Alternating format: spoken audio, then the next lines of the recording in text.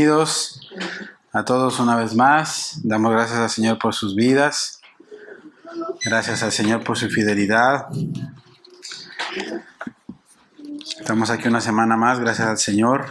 Gracias a que Él nos ha guardado, ha tenido misericordia de todos nosotros.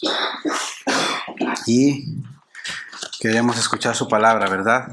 Que el Señor pueda hablar a nuestras vidas.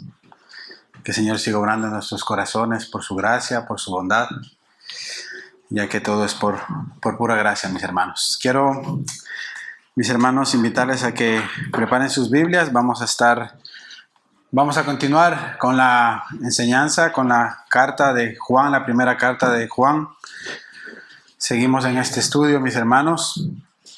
Las semanas anteriores, pues por causas de que tuvimos visita, ¿verdad?, del hermano Hunter, pues hubo una predicación libre. Luego la siguiente semana fue también un día de confraternidad, igualmente fue otra predicación libre, pero hoy día conectamos nuevamente con lo que es la carta de Juan, que estamos en el capítulo 3, para que vayamos nuevamente retomando y podamos seguir nuevamente el hilo de la predicación de Juan. Tema muy importante. Estábamos en el versículo 4. Vamos a leer de versículo 4 al 12, mis hermanos. ¿Qué les parece si nos ponemos de pie por reverencia a la palabra de Dios para poder leer la palabra? Primera de Juan, capítulo 3, versículos del 4 al 12. Dice así la palabra del Señor, ¿todos lo tienen? Todo aquel que comete pecado infringe también la ley, pues el pecado es infracción de la ley. Y sabéis que Él apareció para quitar nuestros pecados y no hay pecado en Él. Todo aquel que permanece en Él no peca. Todo aquel que peca ni le ha visto ni le ha conocido. Hijitos, nadie os engañe. El que hace justicia es justo como Él es justo. El que practica el pecado es del diablo, porque el diablo peca desde el principio. Para esto apareció el Hijo de Dios, para deshacer las obras del diablo. Todo aquel que es nacido de Dios no practica el pecado, porque la simiente de Dios permanece en él y no puede pecar, porque es nacido de Dios. En esto se manifiestan los hijos de Dios y los hijos del diablo. Todo aquel que no hace justicia y que no ama a su hermano, no es de Dios. Porque este es el mensaje que habéis oído desde el principio, que nos amemos unos a otros. No como Caín, que era del maligno y mató a su hermano. ¿Y por qué causa lo mató? Porque sus obras eran malas y las de su hermano justas. Oremos. Bendito Dios y Padre, te damos gracias una vez más por este tiempo, por este día, bendito Dios, que tú nos has permitido congregarnos como pueblo, bendito Dios, como un solo pueblo, a adorarte, a bendecir tu nombre, Señor, a agradecerte por tus bondades y tus misericordias en esta semana, Señor.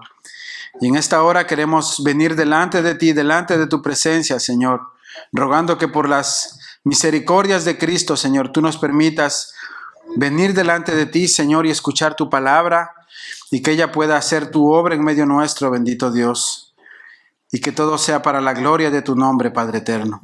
Asístenos tú con tu Espíritu Santo, Señor. Habla nuestras vidas, habla nuestros corazones, llénanos con tu presencia, Señor, y que tu nombre sea exaltado, glorificado en medio nuestro.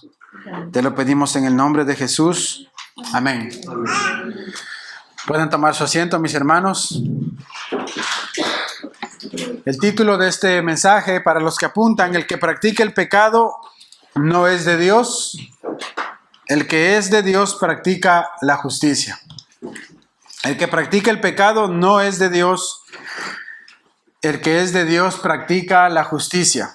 Y quisiera empezar, mis hermanos, leyendo un comentario, un escrito que hace un par de años pude rescatar del pastor Fausto González, que justamente viene ahora en junio para el retiro familiar. Y me pareció muy importante y me pareció muy a colación para compartirlo con ustedes este día, ya que va un poco relacionado con el tema que vamos a tratar en esta tarde. Así que quisiera que me presten atención. Voy a leer el escrito. Dice: es necesario que estemos al tanto de utilizar las palabras correctas, las bíblicas, al referirnos a aquellos que, llamándose seguidores de Cristo, no son salvos. Esto es muy importante. En realidad es un asunto de vida o muerte eternos, pues ellos son los primeros en creer que sus almas están en orden delante de Dios, cuando en realidad no es el caso. La salvación no se trata de una decisión, ni de buscar a Dios o hacer una oración después de un servicio dominical. Pues muchos que han decidido por Cristo o han hecho una oración y que creen que ahora son salvos porque se consideran cristianos, pero en realidad lo que los salva no ha sucedido. Es decir, no han nacido de nuevo. No han sido regenerados, pues el Espíritu Santo no ha sido enviado a morar en ellos. De manera que pasan a ser cristianos nominales, de nombre solamente. Personas religiosas, gente que simpatiza con la iglesia, pero sus almas no han sido rescatadas de las garras de la muerte y condenación eternas. Por lo que ahora viven vidas un poco más morales, pareciendo verdaderos cristianos, pero sin ser salvos. Fin de la cita. En una ocasión, un hombre llamado Nicodemo se acercó a Jesús en la noche con una pregunta en su corazón, que no se lo dijo directamente a Cristo, pero que Cristo sabía. Y el Señor le respondió diciendo: de cierto te digo que el que no nace de nuevo no puede ver el reino de los cielos. El que no nace de nuevo no puede ver el reino de los cielos. Hermanos, el nuevo nacimiento es un milagro extraordinario, un milagro que toma lugar en el corazón, en el interior del pecador. Y la conversión es la expresión externa de lo que Dios ha hecho en el interior de ese corazón transformado. Y lo que debemos entender en este día, mis hermanos, es que ser cristiano no es venir a la iglesia solamente. Ser cristiano no significa pertenecer a la iglesia local, a la membresía oficial de tu iglesia. Ser cristiano significa haber nacido de nuevo. Es ser una nueva criatura. Esto es lo que vemos a lo largo de toda la Escritura y en especial en esta carta, o en específico en esta carta de Juan. Es lo que vamos a ver en el estudio de esta carta. Es a lo que apela el apóstol Juan. Así que si tú identificas que si esto aún no ha ocurrido en tu corazón, si tú piensas que por algún motivo tú no has nacido de nuevo, es bueno que prestes atención. Y que tú no te engañes en tu corazón y clames al Señor por misericordia y le digas: Señor, yo no estoy seguro de esto, no estoy seguro si he nacido de nuevo, pero yo quiero que tú cambies mi corazón, que tú me des un corazón de carne. Esa debería ser tu oración en este día. Ahora usted me dirá: hermano Luis, ¿por qué usted nos habla del nuevo nacimiento? Bueno, porque este es el propósito de esta carta de Juan. Cuando nosotros nos vamos a la carta de Juan, el propósito de Juan es mostrarnos la seguridad de nuestra salvación. Si en verdad hemos sido salvos. Y de esta manera Juan lo presenta desde el principio, haciéndonos ver si hemos sido verdaderamente nacidos de Dios, si hemos sido adoptados por Dios, si hemos sido regenerados de adentro para afuera.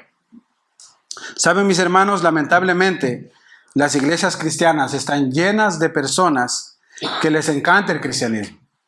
Hay personas que les encanta leer la Biblia, que están persuadidos de algunas verdades de la Escritura, que están comprometidos incluso con servir en la iglesia, pero que lamentablemente, mis hermanos, no han nacido de nuevo porque continúan en sus delitos y pecados. Es por eso que lo que el pecador necesita verdaderamente es un nuevo nacimiento. Y cuando esto sucede en el corazón, lo vamos a ver reflejado en una vida íntegra, en una vida práctica, con sus actitudes, con sus palabras, etc. Esto es lo que vamos a mirar, mis hermanos, un poco en este tema que he traído hoy en día. Y mi primer punto es los que practican el pecado. Los que practican el pecado. Y dentro de este primer punto vamos a ver 3 puntos. El primero es, los que practican el pecado infringen o transgreden la ley. Los que practican el pecado infringen o transgreden la ley. El versículo 4 dice, todo el que practica el pecado practica también la infracción de la ley, pues el pecado es infracción de la ley. El apóstol Juan, mis hermanos, nos invita aquí a reflexionar en esto. Cada vez que tú pecas, cuando tú practicas pecado, estás infringiendo la ley de Dios. Y esto se convierte en un problema legal delante de la autoridad máxima, que es Dios. La ley de Dios, mis hermanos, no es algo sin importancia, ni tampoco es algo opcional. Es una ley que rige la existencia humana, sea que tú creas en Dios o no. Dios ha establecido una ley para todos aquellos que viven en esta tierra. Sea que tú creas en Dios o no, Dios lo ha establecido y es importante. Esta ley es la ley que rige el universo, es la ley que rige el mundo y es la voluntad de Dios para sus criaturas sin ninguna excepción. Todo ser humano está bajo las reglas de Dios. Y el pecado es una transgresión a esas reglas que Dios ha dado para que cumplamos. Y como ustedes saben, mis hermanos, transgredir la ley de Dios tarde o temprano trae malas consecuencias. Tarde o temprano trae malas consecuencias. Por ejemplo, aquí tenemos leyes de tránsito. Los que conducimos, ¿verdad? Vamos por el periférico, vamos por la carretera, vamos por las calles y sabemos que hay leyes que hay que respetar, ciertos kilometrajes que debemos respetar, ¿verdad? ¿Qué pasa cuando nosotros transgredimos esas leyes? Cuando faltamos a esas leyes de tránsito. Bueno, la policía, que debe estar en vigilia, normalmente te pone una multa o dependiendo de la sanción, puede ser incluso llevado a prisión, ¿verdad? Porque estás transgrediendo esa ley que el gobierno de este país ha impuesto y la cual tú debes sujetarte y vivir. Pues lo mismo, mis hermanos, es con la ley de Dios. Pero ahora imagínense, Dios ha puesto leyes para que el ser humano viva conforme a ellas en esta tierra. Y Dios, que es un juez justo y que no pasará por alto al culpable cuando esté delante de su trono, ¿cómo nosotros debemos caminar y andar cumpliendo o respetando las leyes que Dios ha puesto?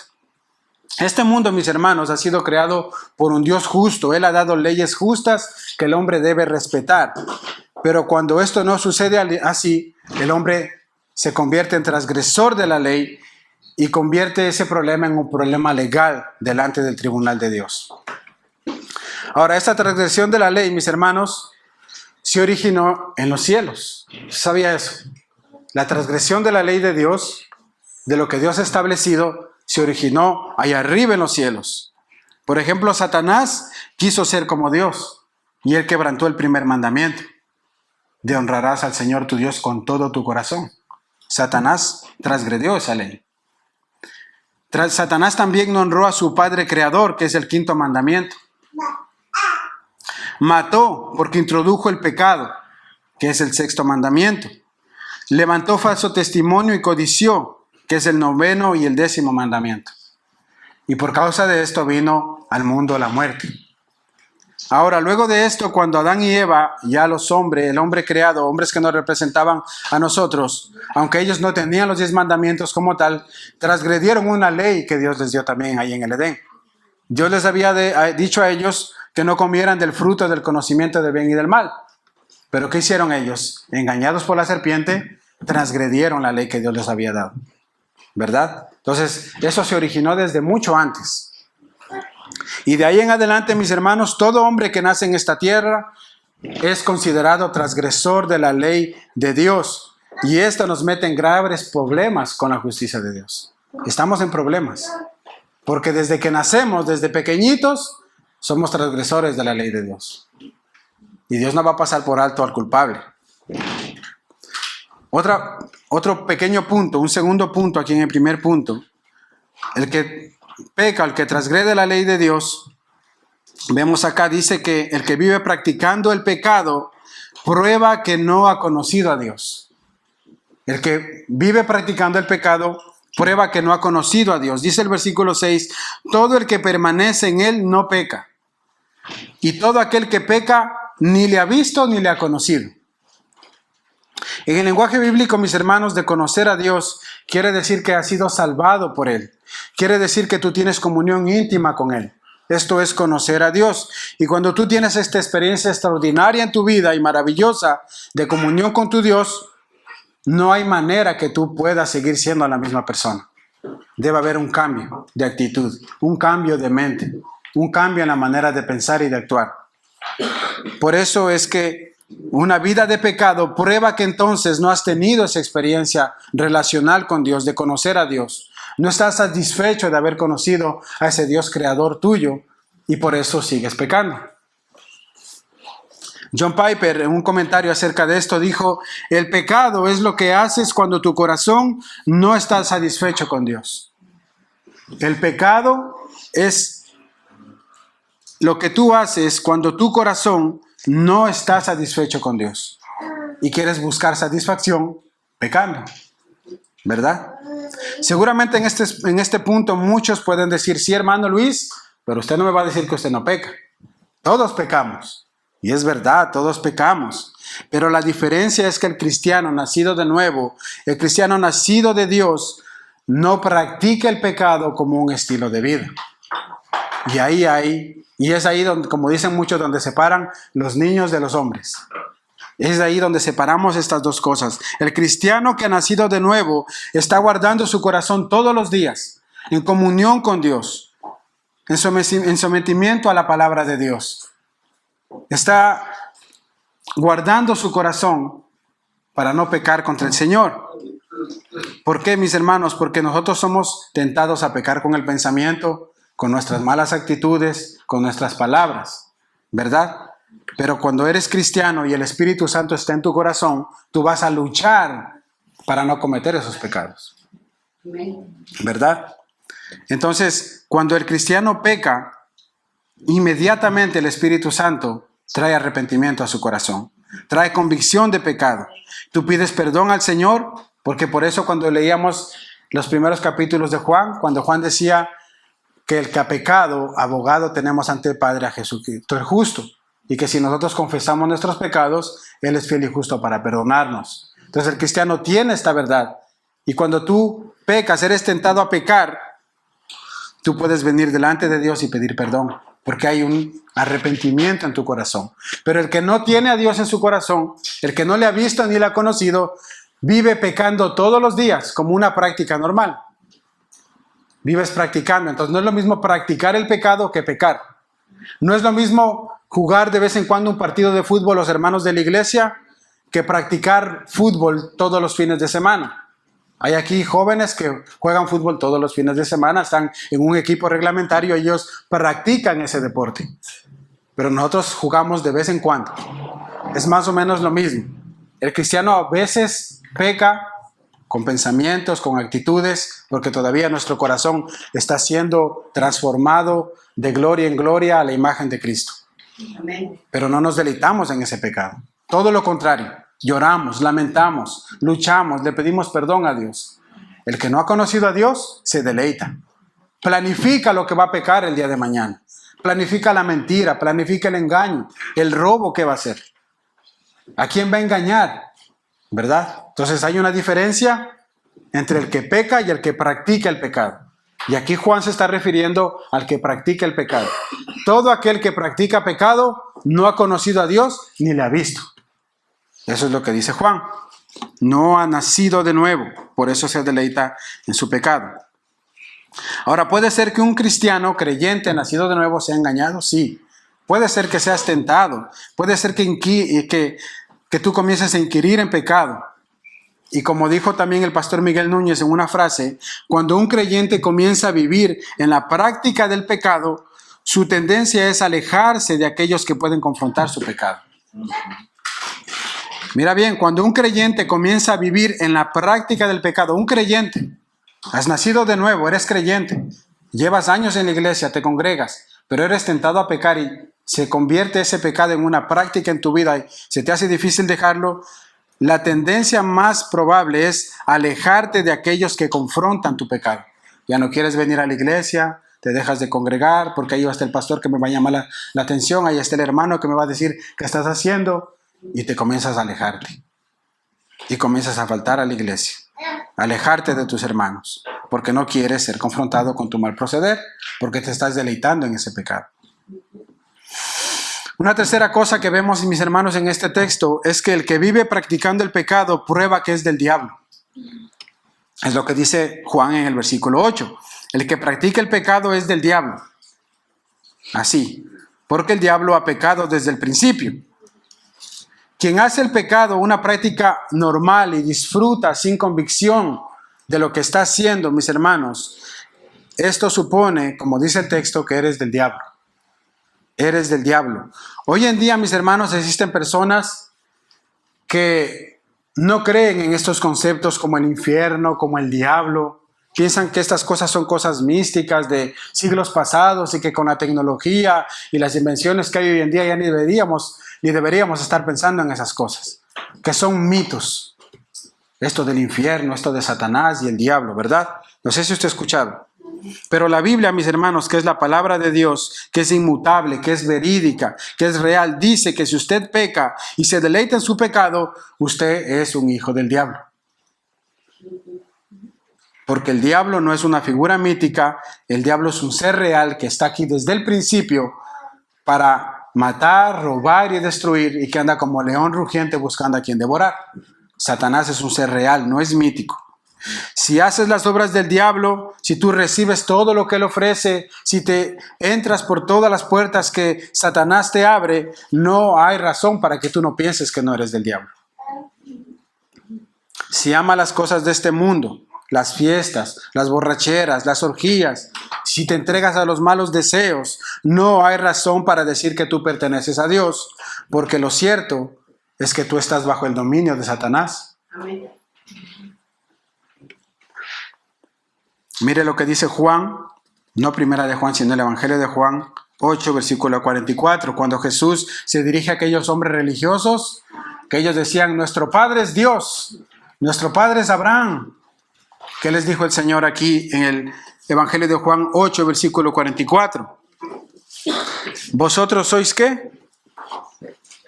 Vosotros sois de vuestro padre el diablo, y los deseos de vuestro padre queréis hacer.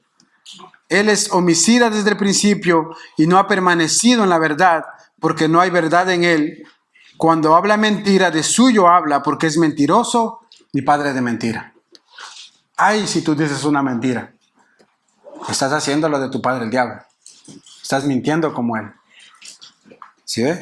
Entonces, hay personas que son hijas del diablo porque practican el pecado, practican la mentira, practican los malos deseos de vuestro padre queréis hacer. Entonces, el diablo es un ser real. El infierno también es un ser real, es algo real, es un lugar real. Mateo 25, 41. Mateo 25, 41. Cuando el Señor está hablando allí de las parábolas, ¿recuerdan de las ovejas y los cabritos? Dice, entonces diré también a los de su izquierda, apartaos de mí, malditos, al fuego eterno, que ha sido preparado para el diablo y sus ángeles. Ahí está.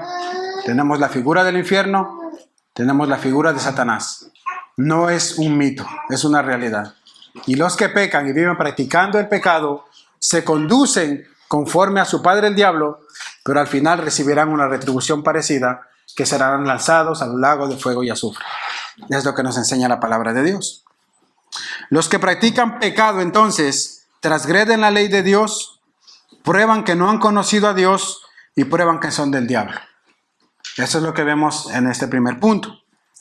En contraste a esto, pasemos al segundo punto, los que practican la justicia. Los que practican la justicia. Dice el versículo 7, hijos míos, que nadie os engañe. El que practica la justicia es justo, así como él es justo. Entonces, los que practican justicia prueban que son justos, así como Cristo es justo. Y para entrar un poco en contexto, mis hermanos, no sé si ustedes recuerdan, al iniciar esta carta que el hermano Carlos hizo la introducción, el hermano nos decía que para aquella época se estaba comenzando a levantar una herejía llamada el gnosticismo, ¿recuerdan? Y que prácticamente lo que enseñaba esta teoría o esta práctica es que hubo una rebelión en el mundo celestial que tuvo como causa la materia aquí en la tierra. Tuvo como causa la materia. Entonces, como surgió una rebelión, decían ellos, y de esta rebelión surgió la materia, ellos decían que la materia es mala. Entonces decían ellos que para tú recibir la salvación o para tú ser salvo, deberías ser librado de esa materia. Ahora, en esta visión de las cosas, mis hermanos, de que la materia es mala, surgieron dos corrientes diferentes de pensamiento. Unos decían, como la materia es mala, la carne, la chair, no la vión, la chair, la carne es mala, decían ellos, no comamos, ni durmamos, ni tengamos relaciones, porque hay que mortificar la carne, porque la carne es mala. Eso era un pensamiento exagerado, por un lado. Pero por otro lado, otros decían, como la carne es mala, la materia es mala, no importa, da igual cómo tú vivas. No importa si tú pecas, no importa si tú transgredes la ley, no importa con quién tú estés, con quién te acuestes, vive tu vida como tú quieras, porque la materia al final se va a destruir, lo que importa es el espíritu. Entonces había dos pensamientos en ese mismo pensamiento. Dos maneras opuestas de la misma herejía por la cual estaba atravesando la iglesia en sus primeros siglos. Entonces viene el apóstol Juan y por esta razón vemos en nuestro texto que él escribe en el versículo 7, hijitos míos, que nadie os engañe. Que nadie os engañe, el que practica justicia es justo. Y lo que está diciendo aquí Juan es que una vida justa es importante. Una vida justa es importante. No creas tú que no importa lo que pasa en la carne, que no importa cómo tú quieras vivir, como mejor te plazca, no. Si tú eres creyente, tú tienes que vivir una vida justa, así como Él es justo, como tu Salvador es justo. Es lo que estaba queriendo decir el apóstol Juan. El gran problema aquí, mis hermanos, es que nadie que nace en esta tierra es justo. Ninguno, por cuanto todos pecaron, están destituidos de la gloria de Dios. Todos estamos bajo la condenación de Dios. La pregunta del millón sería, ¿qué hacemos entonces? Si todos estamos destituidos de la gloria de Dios porque somos injustos delante de Dios, ¿qué podemos hacer? Antes de revelar la respuesta, debemos notar, mis hermanos, que la única distinción que hace la palabra de Dios y que hace Dios mismo en las Escrituras es entre aquella que de los hombres dice que tiene que ver con su posición delante de Dios. La única diferencia que Dios hace entre los hombres es la posición que tú tienes delante de Dios. O sea, según Dios y el testimonio bíblico, solo hay una distinción. ¿Cuál es tu posición delante de Dios? ¿Cómo tú estás delante de Él? O eres del diablo o eres de Dios. O eres hijo de tinieblas o eres hijo de luz. O estás muerto en tus delitos y pecados, o has sido regenerado y tienes una nueva vida. ¿Sigues siendo esclavo del pecado o has sido redimido, rescatado de tu pecado? Y en nuestro texto de Juan se nos presenta otra distinción.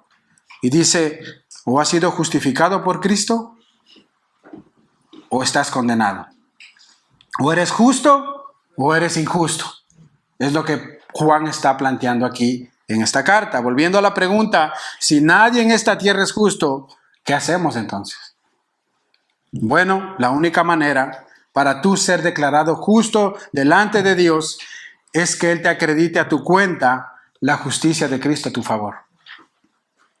Si ni tus buenas obras, ni tus riquezas, ni tus mejores esfuerzos para vivir una vida moral en esta tierra, por más que te esfuerces, podrán acreditarte tu justicia cuando te encuentres delante del tribunal de Dios. Nada de eso podrá acreditar tu justificación. ¿Saben por qué? Porque por más que nos esforcemos en hacer justicia nosotros, no vamos a poder, porque por causa del pecado nuestra justicia es imperfecta delante de Dios. Todo lo que intentemos hacer delante de Dios, sean buenas obras, obras de caridad, todo lo que tú quieras, está imperfecto, está manchado con el pecado. Y nada de eso va a poder declararte justo delante de Dios porque no satisfaces los estándares de Dios. Es por eso que nosotros necesitamos a Cristo. Él vino a vivir la vida justa que tú no pudiste. Él vino a obedecer la ley de Dios que Dios demanda para ser declarado justo delante de Él, que tú no pudiste vivir. Y cuando tú depositas tu confianza en la justicia de Cristo y crees en su obra de salvación, solamente ahí se te es imputada su justicia y entonces tú eres declarado justo delante de Dios. Sea Cristo bendito, mis hermanos, por lo que ha hecho por nosotros. Dice Romanos 3:23, por cuanto todos pecaron y están destituidos de la gloria de Dios, siendo justificados gratuitamente por su gracia mediante la redención que es en Cristo, a quien Dios puso como propiciación por medio de la fe en su sangre, para manifestación de su justicia, al haber pasado por alto en su paciencia los pecados pasados. Y mire bien versículo 26, con la mira de manifestar su justicia en este tiempo, para que Él sea el justo y el que justifica al que es de la fe en Jesús. Y luego dice el versículo 27 y 28, ¿dónde pues está la jactancia? Queda excluida. Tú nunca vas a poder llegar al cielo diciendo, bueno, yo me esforcé, traté de ser un buen marido, traté de ser un buen padre, me esforcé por ayudar a todos los necesitados, así que creo que Dios me va a perdonar y me va a dejar entrar al cielo. No, no hay jactancia en eso. No te puedes jactar. ¿Por cuál ley? Queda excluida, dice Pablo. ¿Por la ley de las obras? No, sino por la ley de la fe. Así que concluimos que el hombre es justificado por la fe sin las obras de la ley.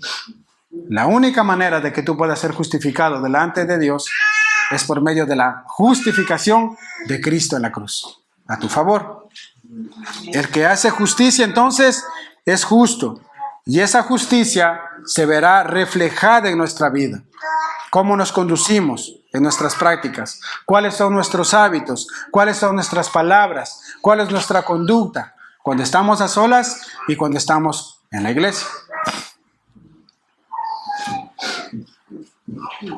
Porque la persona que ha sido declarada justa por fe es una persona que vive en justicia, porque aquel quien lo declaró justo es justo también. Por otra parte, mis hermanos, vemos también que los que practican justicia prueban que Dios permanece en nosotros y nosotros permanecemos en Él. Los que practican la justicia prueban de que Dios permanece en nosotros y nosotros en Él. Dice el versículo 6, todo el que permanece en Él no peca. Todo el que permanece en Él no peca. Permanecer en Él significa que ahora vives en comunión con Cristo. Vives en dependencia de Cristo. Vives aferrado a Cristo. En otras palabras, ahora tienes una relación con tu Creador. Ahora tienes una relación con Cristo. Y por eso estamos en Él y Él está en nosotros. Y por eso ahora nosotros podemos vivir una vida que agrada a Dios. Porque desde el día en que tú naciste de nuevo, dice Efesios 1, que el Señor te ha sellado con el Espíritu Santo de la promesa, que son las arras de nuestra salvación. Y cuando tú eres sellado con el Espíritu Santo de Dios, es el Espíritu Santo que te va a ayudar a caminar una vida de justicia conforme a los mandamientos de Dios. Y algo que escuché, mis hermanos, en una enseñanza en estos días, me encantó. Y no lo había visto de esta manera y quiero compartirlo. Cuando Dios da los 10 mandamientos, son 10 mandamientos que nosotros debemos cumplir. Pero también podemos verlos como una promesa. Porque cuando tú vienes a Cristo y tienes la justicia de Cristo y tienes el Espíritu Santo en ti, si tú lo lees de esta manera, si tú estás en mí, entonces no robarás. Si tú estás en mí, entonces no matarás. Si tú estás en mí, entonces no codiciarás. Pero si tú no estás en mí, vas a robar, vas a matar, vas a codiciar. Son un mandamiento, pero también son una promesa. Cuando estamos en Cristo, Él nos va a ayudar a cumplir esos mandamientos. Sin Cristo no. Y por último, mis hermanos, en este segundo punto, los que practican justicia, los que obedecen sus mandamientos y traen gloria a su nombre, abandonando sus pecados y tienen anhelo por su palabra, demuestran que han nacido de Dios. Versículo 9 y 10 de nuestro texto. Ninguno que es nacido de Dios practica el pecado, porque la simiente de Dios permanece en él y no puede pecar porque es nacido de Dios. En esto se reconocen los hijos de Dios y los hijos del diablo. Todo aquel que no practica la justicia no es de Dios, y tampoco es de Dios todo aquel que no ama a su hermano. Si hoy en día, mis hermanos, sabemos personas que vivimos vidas justas delante de Dios, es porque Dios nos concedió lo que conocemos como el nuevo nacimiento. El Señor nos concedió el nuevo nacimiento en nuestros corazones. Antes estábamos muertos en nuestros delitos y pecados, nos deleitábamos en ellos, estábamos muertos espiritualmente. Amábamos nuestro pecado más que a Dios. Ni siquiera nos importaban las cosas de Dios. Es más, cuando alguien nos invitaba a la iglesia, qué aburrido. Yo no quiero ir allá a escuchar, qué aburrido me parece todo esto. No le dábamos importancia a las cosas de Dios. Pero ahora Dios ha hecho una obra en nuestro corazón. ¿Y por qué pasaba esto? Como dice 1 Corintios 2:14, porque el hombre natural no percibe las cosas del Espíritu de Dios, porque para él son locura. ¿A cuántos de nosotros no nos parecía una locura eso de ir a la iglesia, estar cantando coritos, verdad? Nos parecía una locura, algo sin importancia, porque estábamos muertos en nuestros delitos y pecados. Y el hombre que está muerto en sus delitos y pecados no puede entender las cosas de Dios, porque las cosas de Dios se han de discernir espiritualmente. Amén. Querido amigo o amiga que estás aquí, jovencitos que están aquí hoy día, si tu caso es esto, si a ti te parece aburrido leer la Biblia, si a ti te parece aburrido orar, si a ti te parece aburrido venir a los cultos los domingos, déjame decirte que quizás esa sea una señal de que tú no has nacido de nuevo. Y estás en serios problemas, porque un día tú tendrás que enfrentarte al juicio de Dios. Un día vas a estar delante de Dios y al menos que tú no estés revestido con la justicia de Cristo, no podrás tener entrada a la patria celestial y serás condenado por toda la eternidad. Entonces, ¿qué tengo que hacer, hermano?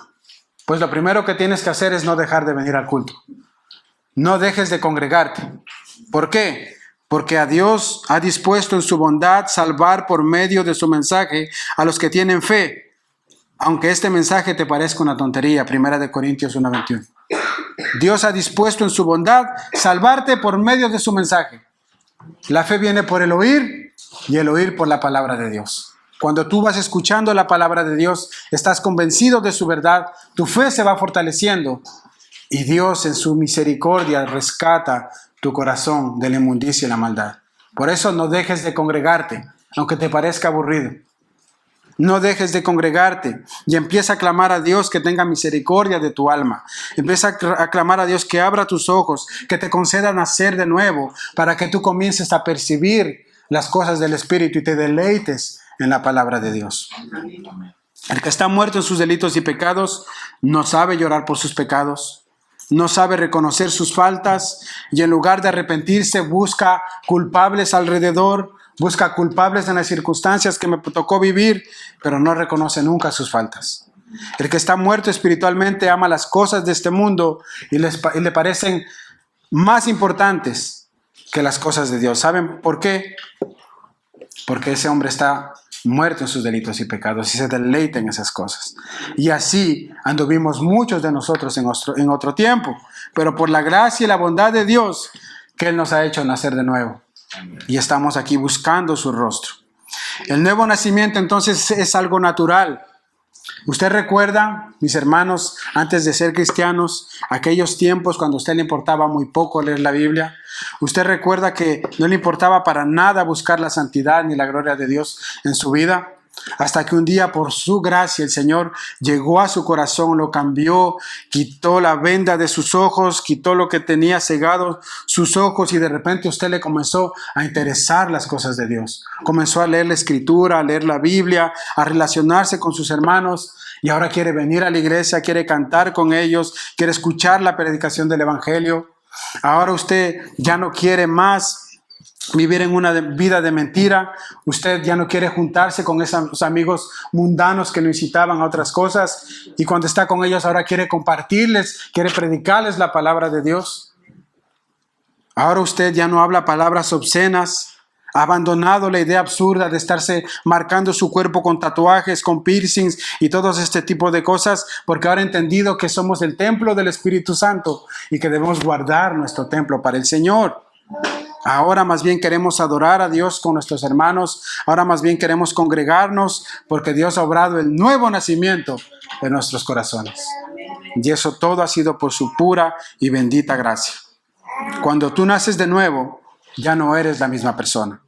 Hubo un cambio radical en tu interior.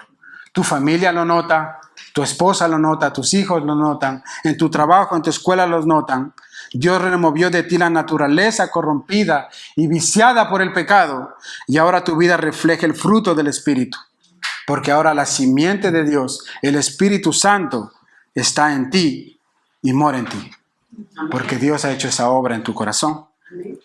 Entonces, versículo 9, ninguno que es nacido de Dios practica el pecado, porque la simiente de Dios permanece en él y ya no puede pecar porque es nacido de Dios. Lo contrario, si tú vives practicando el pecado, entonces la simiente de Dios no está en ti, entonces no has nacido de Dios, entonces sigues practicando el pecado porque eres hijo del diablo. Punto 3, mis hermanos, ya para ir terminando, dice ahí, para esto apareció el Hijo de Dios. Para esto apareció el Hijo de Dios. Hemos dicho al inicio que ningún hombre que nace en esta tierra es justo y que todos estamos destituidos de la gloria de Dios. Ninguno de nosotros tiene la capacidad de obedecer a perfección los mandamientos de Dios, y cada vez que pecamos es una manifestación de que somos hijos del diablo más que de Dios. Por tanto, eso nos descalifica de ser ciudadanos de la patria celestial. El que practica el pecado es del diablo, porque el diablo peca desde el principio. Hasta aquí diríamos, y ahora, ¿quién podrá defendernos, verdad? ¿Qué podremos hacer? Pues el versículo 8 continúa, mis hermanos, y dice, el Hijo de Dios se manifestó con este propósito. ¿Con cuál propósito? Con el de destruir las obras del diablo en tu corazón. El Hijo de Dios vino a esta tierra para venir a morar en ti, para destruir las obras de Satanás en tu corazón. Si el día de hoy, mis queridos hermanos y amigos que me escuchan, algunos de ustedes reconocen que han pecado, a lo mejor estás sin esperanza, estás abatido y dices, yo no sé qué me pasa, pero peco y no puedo alejarme. Déjame decirte que en Cristo hay esperanza. Para esto vino el Hijo de Dios. Dios mismo se encarnó en la persona de Cristo para venir a derrumbar toda barrera en tu corazón, para que tú puedas vivir en obediencia a la persona de Dios. Él vino para que esa vida justa que Él vivió te sea acreditada a ti, porque Él vino para deshacer las obras de Satanás en la cruz del Calvario, y ahora quiere el Señor darte a ti esa nueva vida para que tú seas declarado justo delante de Dios. Primera de Juan 3, versículo 10 al 12 dice, en esto se reconocen los hijos de Dios y los hijos del diablo. Todo aquel que no practica la justicia no es de Dios, tampoco el que no ama a su hermano es de Dios. Porque este es el mensaje que habéis oído desde el principio, que nos amemos unos a otros, no como Caín, que era del maligno y mató a su hermano. ¿Y por qué causa lo mató? Dice Juan.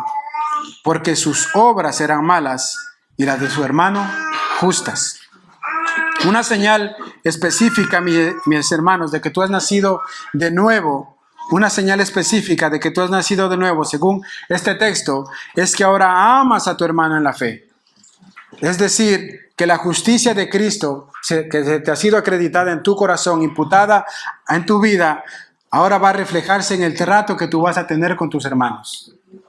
Ahora tienes comunión con tus hermanos de tu iglesia local. Te preocupas por ellos, te dueles por sus pecados, te dueles por sus necesidades. Muestras tu amor en práctica por tus hermanos. Esto quiere decir que yo ya no voy a criticar a mi hermano. Esto quiere decir que yo ya no voy a chismear de mi hermano. Yo ya no lo voy a juzgar o lo voy a hacer de menos si veo alguna falta en su vida, sino que yo voy a orar por él o por ella. Yo voy a estar acompañándole, en ese proceso para que él pueda estar en comunión con Dios, para ayudarle en sus necesidades. Porque dice aquí que si tú aborreces a tu hermano, eres homicida. Así como Caín, que mató a su hermano, porque sus obras eran justas y porque era del maligno. Y si alguno de vosotros que estáis aquí también reconoce que en algún momento Llegó a sentir rencor tal vez. Llegó a sentir odio incluso por algún hermano, algún resentimiento, y que aún continúa albergando este tipo de cosas en su corazón. Déjame decirte que todavía hay esperanza. Todavía hay esperanza, porque con este propósito se manifestó el Hijo de Dios para hacer las obras de Satanás en tu corazón. Y si tú estás hoy en día cansado de pecar, cansado de transgredir la ley de Dios en tu vida, hoy es el día de perdón y de restauración. ¿Qué tienes que hacer? Venir humillado delante de Dios. Ven humillado clamando misericordia a Dios. Ven reconociendo tus pecados delante del Señor, porque Él es fiel y justo para perdonarte de tus pecados y limpiarte de toda maldad. Para esto se ha manifestado el Hijo de Dios. Oh, mis hermanos, ¿cuántos damos gracias a Dios por Cristo, nuestro bendito Salvador? Porque como dice Pedro en su primera carta en el capítulo 3, versículo 18, porque también Cristo padeció una sola vez por los pecados, el justo por los injustos, para llevarnos a Dios, siendo a la verdad muerto en la carne, pero vivificado en el Espíritu. El justo por los injustos. Y Romanos 5:1, el apóstol Pablo nos dice, justificados pues por la fe, tenemos paz con Dios por medio de nuestro Señor Jesucristo, por quien también tenemos entrada por la fe a esa gracia en la cual estamos firmes y nos gloriamos en esperanza de la gloria de Dios. Amén. Todo es por Cristo, mis hermanos. Tú necesitas a Cristo en tu corazón. Y si hoy tú vives una vida de justicia, es porque la simiente de Dios mora en tu vida. Es porque Dios ha hecho una obra en tu corazón. Él te ha concedido nacer de nuevo. Amén. Y si Él ha hecho eso, en muchos de nosotros, de los que estamos aquí, y podemos decir amén, así es. Amén. Si esto es una prueba evidente en ti, para ti también, mi amigo, mi amiga, si tú no has nacido de nuevo, si tú todavía no has creído en Cristo, muchos de nosotros podemos testificar de que Dios te puede ayudar a abandonar tus pecados, de que Dios te puede ayudar a limpiar tu corazón, para que ahora tú puedas aborrecer esas cosas que antes amabas y para que ahora comiences a amar lo que Dios ama y seas declarado justo delante de Dios. Amén. Así que mi invitación es que vengas a Cristo en arrepentimiento y fe. Y a nosotros, mis hermanos, los que hemos nacido de nuevo, los que ya hemos sido salvos, sigámonos afirmándonos en el Señor, confiando en la justicia de Cristo y no en nuestras buenas obras para la salvación. Amén. Oremos, mis hermanos. Oh bendito Dios y Padre nuestro que estás en los cielos, te damos gracias, bendito Señor. Gracias, Padre eterno, por esa obra de salvación, por esa obra de redención que Cristo Jesús en la cruz pagó por nosotros, Señor. Gracias, Señor, porque muchos de los que estamos aquí antes estábamos muertos en nuestros delitos y pecados, amando las cosas de este mundo, viviendo conforme a los rudimentos de la carne, Señor. Pero un día tú viniste, Señor amado, a tocar nuestras vidas, a transformar nuestro corazón, Señor amado, y nos declaraste justos delante del trono de Dios. Y ahora podemos vivir vidas que te agradan, Señor. Ahora luchamos contra el pecado. Ahora combatimos contra nuestra carne, Señor, por agradarte a ti. Porque la simiente de Dios ahora mora en nosotros. Gracias, bendito Señor, por tu gracia, por tu bondad, porque tú nos ayudas, bendito Padre, a santificarnos cada día en ti. Te rogamos que en este día, Señor, tú hagas esa obra de salvación en aquellos corazones que aún no te conocen, Señor. Que tú vengas a derribar esos corazones de piedra, bendito Señor, y pongas un corazón de carne para que te ame, para que te busque, para que te anhele a ti, para que muchos en este día, bendito Señor, puedan declarar con su boca que Jesús es el Señor y que Dios le levantó de los muertos. Y tú perdonas sus pecados, sus transgresiones y sean declarados justos delante de Dios, Señor. Te damos gracias por este tiempo, bendito Padre. En tu nombre santo oramos y para la gloria de tu nombre, Señor. Amén. Amén, mis hermanos.